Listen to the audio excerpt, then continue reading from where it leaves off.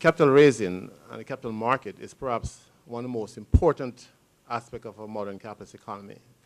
As Marlene points out, it essentially is designed, it's a mechanism to allocate surpluses from one sector where it's not being used efficiently to other sectors, especially if it's an efficient market and it's operating efficiently, which of course implies a number of other set of considerations. But that won't necessarily detain us here.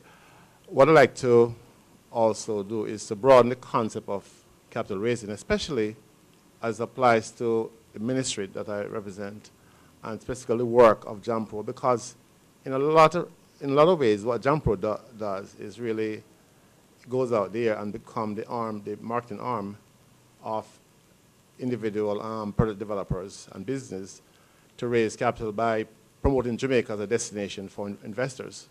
And so that's a much broader concept. But just to look more closely at some of the focal areas of activities within the ministry, you know that Jamaica is just one part of a global market that is highly competitive and is characterized by this unrelenting innovation that's taking place. And so therefore, businesses in Jamaica are competing for capital, especially equity capital, which is very limited in Jamaica, especially for startup and early stage companies.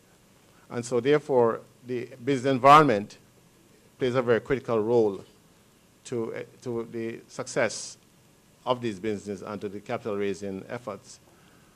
Capital basically seeks environment where it can really make the highest rate of return, and it does so in a very short cycle. Capital as a cycle, right? It's a dynamic relationship. And so in fact, once you have capital flow into a vehicle, a company, it is seeking to exit that company as quickly as possible, because what you do in that case is that you really limit the amount of risk and uncertainty that comes with investments. And so the doing business environment is very critical to how business operate, and therefore the degree to which investors can successfully market their business opportunities and projects to investors, both domestically and abroad. And so that being the case, our ministry is actually very much concerned with trying to improve the business environment. And so it has an agenda that focuses on especially looking at the task of improving our rankings in the Doing Business Report, which is published by the World Bank, and also the Global Competitiveness Report that's published by the Global Economic Forum. It covers a range of activities that basically are rolled up into a composite set of rankings. And so within the ministry, we have the National Competitiveness Council, which is chaired by the minister, and it actually involves stakeholders both from the private sector as well as from other governmental agencies. And the agenda essentially addresses a whole gamut of issues, from the question of looking at how you start a business, the time it takes to start a business, the complexity of doing so, which properly resides within the Companies Office, which is one of the portfolio agencies. But you also have other agencies across government. For example, the Ministry of Technology, Energy, and Mining. They have the responsibility for electricity. And so, for example, getting electricity is a very trivial matter. But the fact of the matter is that if an investor has to wait 3 months before they can get electricity, then they may in fact reconsider Jamaica as a destination. And therefore, the ability of some of the local partners in attracting investors in their businesses becomes a bit problematic.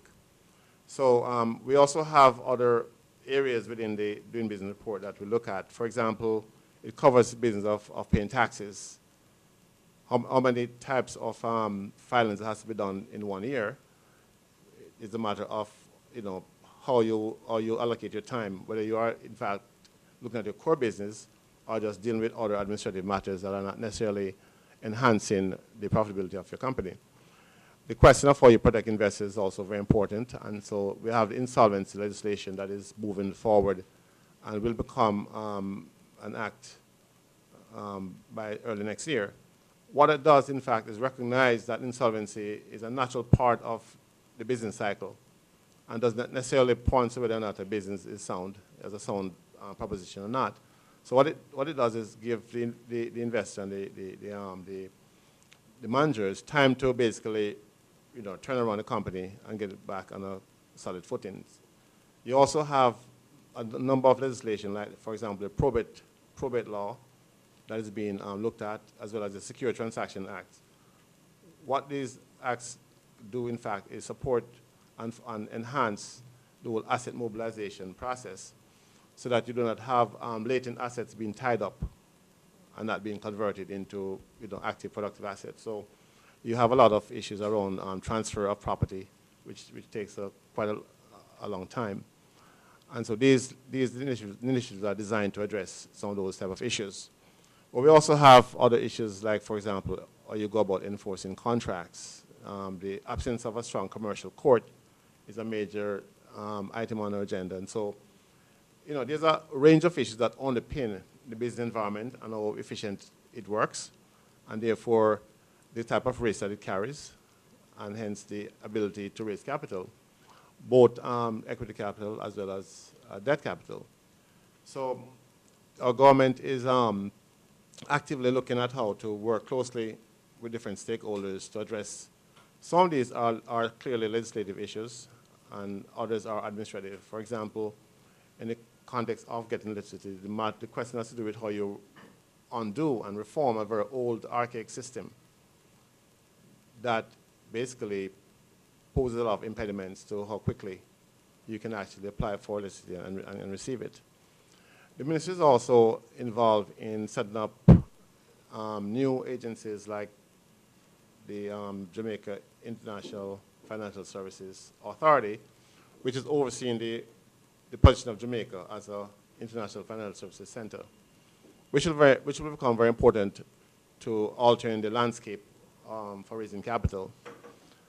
You will have essentially a lot of international players that certainly will basically provide competition for some of the banks that have international links and are able to then basically enlarge the amount of capital available for especially private equity deals.